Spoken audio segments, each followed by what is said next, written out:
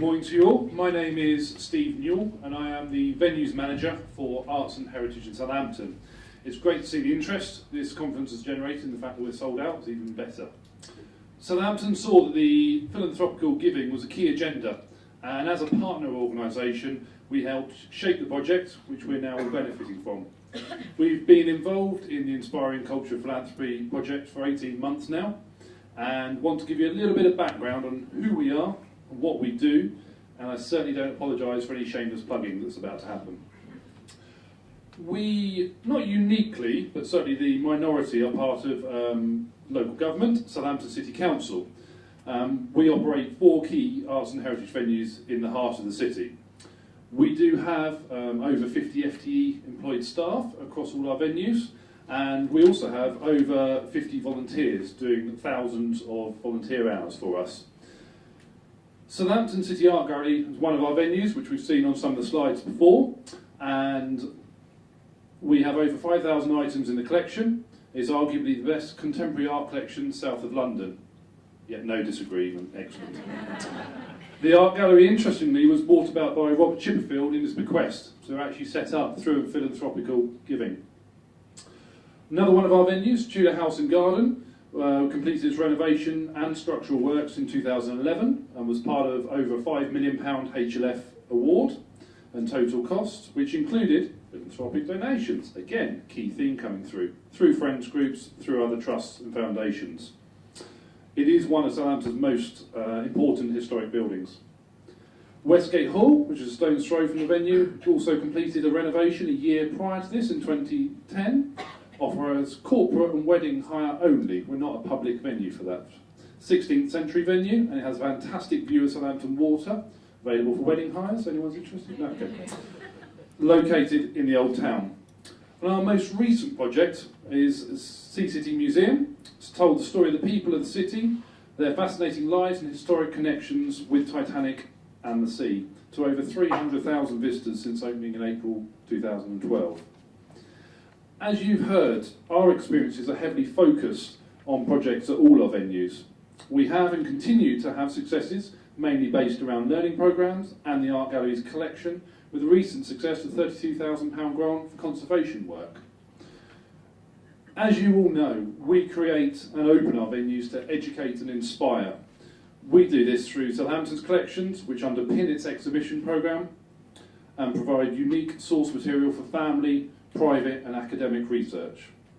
They include nationally designated art and archaeology collections, a highly regarded maritime object collection, including furniture from the liners, and the vibrant first-hand accounts of previous generations within the written archive dating from 1199, including an oral history collection.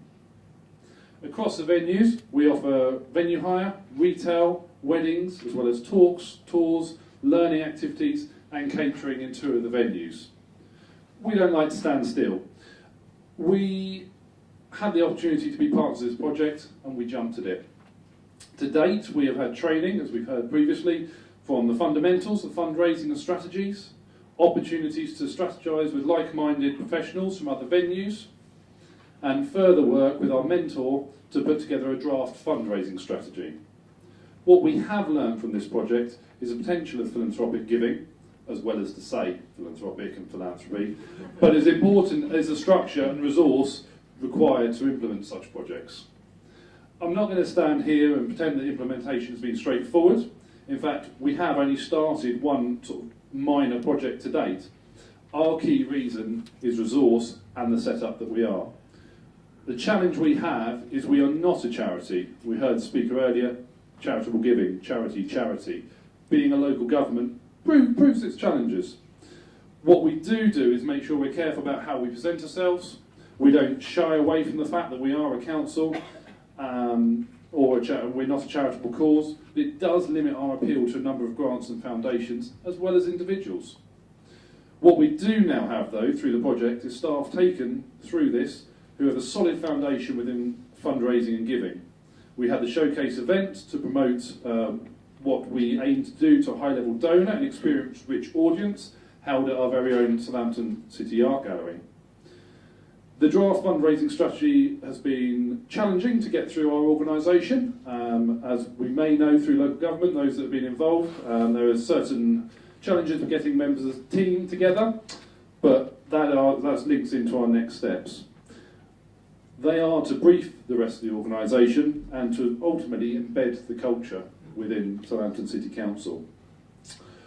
We are involved in cohort 2, and also I myself will be going through the mentor training next week, and we'll be taking further participants through cohort 3, which is quite looking forward to that.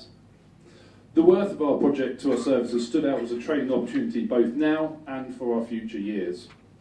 The other undoubtable benefit has been the networking and experience sharing that we've had as a cohort and beyond. The ability to build contacts and networks has helped my personal learning as well as the development of arts and heritage.